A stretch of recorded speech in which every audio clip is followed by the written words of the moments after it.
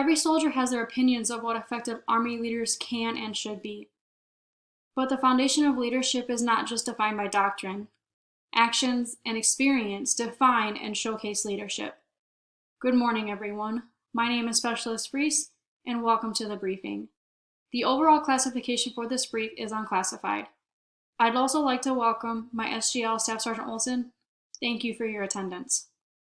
The purpose of this briefing is to educate you on the foundations of Army leadership, why they are essential in becoming an effective leader, and why it's important to instill the fundamentals in future leaders. The agenda for today is up on the slide. We will be talking about the stepping stones in leadership, discussing the be, know, do leadership style development, and finally, touch briefly on AR 600-20 and ADP 6-22. Some soldiers are natural leaders, meaning it comes easy to them, and people will follow them no matter what. Then there are soldiers who have to learn as they go through experience and education. Regardless, the foundation of leadership begins with tradition, confidence and trust, dedication, and knowledge. The stepping stones to leadership lie in having the experience to be the example, knowing what to say, and following through by performing the actions put out. Above all else, the foundation of becoming a good leader is understanding and upholding the Army values. Some people have the natural ability to be effective leaders, while others have to learn through trial and error. No matter what, there are foundations set through the traditions of the Army to ensure leader success. Successful leaders follow three categories of competencies: lead, develop, and achieve. Leading by giving purpose and direction to soldiers, developing future leaders and themselves to create a positive environment, and achieving results to successfully complete missions and tasks. Leaders have to be able to show several different qualities in order to be effective and earn trust among their peers and subordinates. They have to lead others, extend influences beyond the chain of command, lead by example, communicate, create a positive organizational climate, prepare self, develop others, and get results. This is referenced in AR 600-20, which we will get to later. Confidence and trust play a big factor in leadership as well. Having confidence in oneself and earning trust of subordinates allows leaders to complete tasks effectively. By applying this knowledge with confidence and dedication, leaders develop into mature, competent, and multi-skilled members of the nation's Army. Efficient leaders follow many steps and guidelines to help steer them in the right direction. The Army leans on the be, know, do aspect when it comes to developing leaders. Be the example. Army leaders motivate people both inside and outside the chain of command to pursue actions, focus thinking, and shape decisions for the greater good of the organization. Set the standard. Don't waver on those standards, or soldiers will think they can too. Soldiers are always watching. Be the leader they look up to. Know what you are saying and talking about. Knowledge shapes a leader's identity and is reinforced by a leader's actions.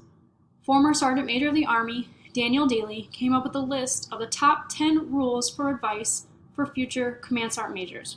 His second piece of advice: think about what you're going to say before you say it. He says, by all means, if you have something important or something informative to add to the discussion, then say it. But don't just talk so people can hear you. For goodness sake, you're embarrassing the rest of us. Sit down and listen. Sometimes you might just learn something. Let your soldiers learn and know enough to help guide them. Do what you say or talk about. Leader actions is directly related to the influence they have on others and what is done. Don't tell a soldier to complete a task when you cannot complete it yourself. Teaching these qualities is possible, but experience is what really makes a leader effective. Competent leaders gain experience by being in a position to allow them to showcase their talents, how they go about completing a mission, and utilizing their personnel in a squad to their fullest capabilities can show where they stand and demonstrate possible improvement opportunities. Success and failures are great teaching opportunities for future and current leaders. Soldiers are a product of their leadership. Teach them right. Guide them down the positive path. Give them the opportunity to learn from experience, and the skills they were taught will be instilled in them to be passed down to the next soldier and future leader. AR 600-20 lays the groundwork for Army leadership. Core leader competencies are related leader behaviors that lead to successful performance, are common throughout the organization, and are consistent with the organizational mission and values. The regulation mentions the Army values, which is the foundation of a successful leader as long as they are understood and upheld. Loyalty, duty, respect, selfless service, honor, integrity, and personal courage, or the acronym leadership, should always be in the forefront of any leader's mind.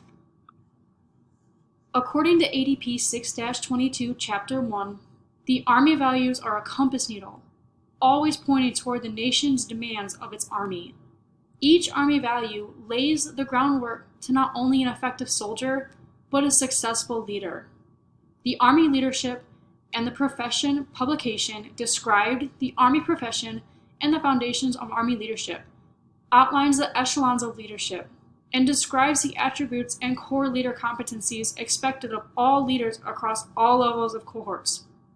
In other words, this guide is for all members of the Army profession, from non-commissioned officers to officers themselves.